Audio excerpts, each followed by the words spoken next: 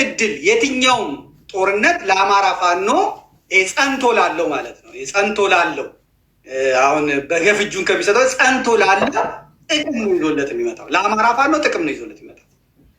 ጦርነቱ በጥቅስ የሚጀመር ስለሆነ አማራ እንደ አማራ ይጎዳል። አማራ ሲጎዳ የመጀመሪያው ተጎጂ የአማራ ብልጽግና ካድሬዎች፣ ባለስልጣናትና ቤተሰቦች ናቸው የሚጎዱት።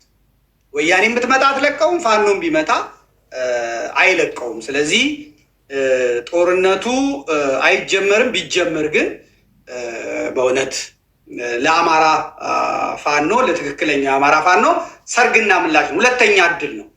ከዚህም ገፍ እያለ የሚሄደው መሳሪያውን ያስረክባል። ከዛም ዘው እያለ የሚመጣውን እየቀነደሹ መሳሪያ ለመቀበል ይመቸዋል ብዬ ነው እኔ የማስበው። እንግዲህ የኔ ምልከታ ነው የኔ ምልከታ ነው። ነገር ግን ምንም አይነት ነገር ግልጽ ለማድረግ የኔን እይታ ነው የምነግራችሁ። መቅደም ትግራይ የተቀመጠውን ብልጽግና ማንኛውም የተቀመጠውን ብልጽግና ነው። ስለዚህ የሚወረወሩት ብልጽግና ለብልጽግና ነው እና ፌክ ነው። እዚህ ሙጮ ነው እነ ደብረጽዮን ምናምን የሚሉት ብልጼ ናቸው። እዛም ደግሞ ሆነው እንደ እንትላላ የሚሉት ብልጼ ናቸው። ብልጼ ለብልጼ። ስለዚህ ብልጥ ለብልጥ አይኑ ፍጥጥ ነው እና በእነዚህ በብልጽግና ጨዋታዎች ውስጥ እንዳትገቡ ማለት ነው። ትግራይን እያስተዳደረ ያለ ማን ነው? ታደሰ ወረደ። ታደሰ ወረደን የሾመው ማን ነው? አብይ አህመድ። ስለዚህ ጊዜያዊ አስተዳደሩ ዋና መሪ ማን ነው? አብይ አህመድ። አብይ አህመድ ነው የሚመራው። ታደሰ ወረደ ደግሞ እዛ አለ። ስለዚህ ብልጤ አዲስ አበባ፣ ብልጤ ደግሞ መቀሌ ያለች ማለት ነው። ታደሰ ወረደ ደግሞ የሚሰራው ከነማጋ ነው? ከነደረጽዮን ከነደረጽዮን ጋር ነው የሚሰራ። ደረጽዮን ከነደረጽዮን ጋር ነው የሚሰራው። ትእዛዝ የሚቀበለው የሚያወራው ከነደረጽዮን ጋር ነው። ደረጽዮን ደግሞ የማን ተቃዋሚ ነው? የአብይ አህመድ የብልጥግና ተቃዋሚ ነው። ብልጤ ደብረጽዮን፣ ብልጤ ደብረጽዮን፣ ብልጤ ታደሰ ወረደ፣ ብልጤ አብይ አህመድ ናቸው ማለት ነው። ስለዚህ ይሄ ቲፒኤፍ የሚባለው መቀሌን ከበበ፣ መቀሌን ሊይዝ ነው፣ መቀሌን ምናምን ሊል ነው። ሞኝህን ብላ በሉት። እኔ ለአማራ ነው እየመከርክ ያሉት። የኢትዮጵያ ሕዝብ እንኳን እንግዲህ አሁን ለአማራ ምክር የምለግሰው ለአማራ ስለሆነ ነው የሚለው ማለት ነው። እና መቀሌን ልንይዝ ነው ምናምን ቲፒኤፍ የሚለው ብልጤ ነው። ከዛ በኋላ ከዚህ ትክክል አይደለም ምናምን ብሎ የሚሰጠው ታደሰ ወረደ ብልጤ ነው፣ ብልጽግና ነው። ከዛ በኋላ ደግሞ አብይ አህመድ ከዛ ሆኖ አየር መንገዱን ዝጉት፣ ባንኩን ዝጉት የሚለው ብልጽግና ነው ማለት ነው። ቁማር ትቲ ማለት ነው ሽመልስ ያለው። ቁማሩን ተከዜን አልፈው ሊበሉ ነው እነሱ ደግሞ አሁን እየጣሩት ማለት ነው። እዚህ ደግሞ ከወልቃይት አካባቢ መቀሌ ያለው እየመጣብን ነው፣ ከመቀሌ ያለው እንደዚህ እያደረገብን ነው፣ ህወሓት ሰራዊቷን እያስጠጋች ነው፣ የተከዜ ዘብ በትነ ስርዓት ቆሟል ምናምን ብልጽግና ነው። ማን ነው ደምለው ምናምን የሚባለው ሰውዬ አሸተ ደምለው የሚባለው የብልጽግና የፓርላማ የምክር ቤት ተመራጭ ነው። ብልጽግና ነው የሾመው። ኮሎኔል ደመቀ ዘውዱን ብልጽግና ነው የሾመው። ስለዚህ እዛ አካባቢ ያለው የወልቃይት የሚባለው ግሩፕ የማን ነው ማለት ነው? ብልጽግና ነው።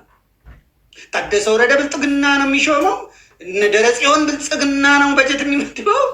እዛ አዲስ አበባ ብልጽግና ነው። ከዛ ወልቃይት ያለው ብልጽግና ነው። ብልጽግና ስለዚህ ብልጼ ነው የሚጮኸው ማለት ነው። ብልጼ ተዛ ይጮሃል፣ በዚህ ይጮሃል። አማራ መሳቅ ነው ያለብህ እዛ ጋር። በሉ ጀምሩ ማለት ኮሎኔል ጨምር፣ አንተ ጨምር እንጂ ደብረጽዮን ጨምር ማለት ነው። እና ከዳር ሆኖ ማየት ምክንያቱም ወዳጅ ጸብ መሀል መግባት ጥርስ ነው የሚያረግፈው። በእውነት ወዳጅ መሀል አይገባም። ወዳጅ መሀል ጠብ አይገባም። አለቅ ወዳጅ መሀል ዳር ሆኖ ማየት ሲደክማቸው እንትን ማለት ነው። ስለዚህ ይሄንን ማየት ትችላላችሁ። እንግዲህ ብዙ ሰው ሊያቆርብ ይችላል። አሁን የአዲስ አበባ ያለው የአብይ አህመድ ብልጥግና ፓርቲ ምን አለ? የትግራዩን ብልጥግና ፓርቲ አስደሰተው። ምን ብሎ? ሁመራ ምርጫ ጣቢያ፣ ወልቃየት ምርጫ ጣቢያ፣ ምዕራብ ትግራይ ምዕራብ ትግራይ አለና ለጠፈ ማለት ነው። እነ ደመቀ ዘውዱ ደግሞ አንድ ባይን ምንድን ነው እንደዚህ የሚባለው አሉ። ብልጥግና ለብልጥግና እንትን ይላሉ። ስለዚህ እኔ በጣም በእውነት ብልጽግናዎች በጣም ምስኪኖች ናቸው፣ ግን ያልተበላበት አራድነት ቢያስመልሱ ጥሩ ነው። ስለዚህ እነ ደመቀ ዘውዱ ብልጽግና ናቸው። የአማራ ፋኖ እየታገለ ያለው ብልጽግና ነው። ስለዚህ እነ ደመቀ ዘውዱ አንድ ፋኖ በወልቃይት ክልል ውስጥ ቢገባ ቢያልፍ እተኩስበታለሁ ነው ያለው። አለ የሰሊጡ ጊዜ እነ ጋሻው መርሻ እነ ምናምን እነ ዋይ ሲሉ ነው የከረሙት። አሁን ዛሬ ህወሓት መታለችና ኑልን ኑሙቱልን የሰሊጡ ጊዜ ጥፋቀዚ ዋይ የውጊያው ጊዜ ኑልን እንጂ ወልቃይት ቀይ መስመር ናት፣ የኢትዮጵያን ህልውና የምትመሰክር ናት ምናምን። ይሄ ብቻ አይደለም። አሁን እነ ጋሻው መርሻ ሲናገሩ ሰምቻለሁ። ራያና ወልቃይት የቀይ መስመራችን ናቸው። ህወሓትን ብቻ ማለት ነው። እነ ጋሻው መርሻን የቀጠረው ማን ነው? ብልጽግና። ራያ ብለው አያውቁም እስከዛሬ። አሁን ራያ እያነሱ ነው፣ እየሰማናቸው ነው። ደመቀ ዘውዱ ምን ብሏል? የራያ ጉዳይ አያገባንም፣ የመተከል ጉዳይ አያገባንም፣ የደራ ጉዳይ አያገባንም። ያንዳንዱ በራሱ እንትን ብሎ እንደ ወልቃይት መሆን ይችላል ብሏል። አሁን የጨነቀ ቀን ሲመጣ የወልቃይት ጉዳይ ደራ፣ ይሄ ትክክል አይደለም። የኔ ምክር ነው። ሰውን ሞኝ ማድረግ በጣም ጥሩ አይደለም። አይጀመርም። ተተጀመረ ደግሞ የአማራ ፋኖ ደመቀ ዘውዱ ነው የሚመታችሁ። አንድ ፋኖ ግዛቴ ውስጥ ቢገባ እመታለሁ ስላለ ይመታችኋል። እና ደመቀ ዘውዱ እና እነ ደምለው እንትን ማለት አለባቸው። ወልቃይትን የአማራ ፋኖ የአማራ ህዝብ አስመልሷል። የወልቃይት ጉዳይ ግን እነ ደመቀ ዘውዱ ለግላቸው ወስደውታል። እንግዲህ እነ ዶክተር ዳኛቸው አሰፋ መዝመት አለባቸው። በእውነት እነ ዶክተር ዳኛቸው አሰፋ መዝመት አለባቸው። እና አያሌው መንበር መዝመት አለባቸው። እነ ጋሻው መርሻ፣ እነ ኢብራሂም፣ እነ የሱፌ፣ እነ በለጠ ሞላ፣ አብን በአጠቃላይ የወልቃይት ጉዳይ የቀይ መስመር ነው። የአደንጓሬ